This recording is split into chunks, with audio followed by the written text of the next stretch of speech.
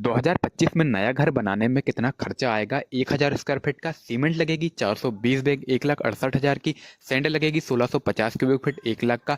Aggregate लगेगा 1840 cubic feet 1,05,000 का। Steel लगेगा 3,500 केजी 2,30,000 का। ब्रिक्स लगेगा 18,000 1,45,000 का। प्लम्बिंग आइटम खर्चा आएगा 60,000। पेंट पुट्टी का खर्चा आएगा 1 लाख। डोर विंडो लाइट का खर्चा आएगा 1,70,000।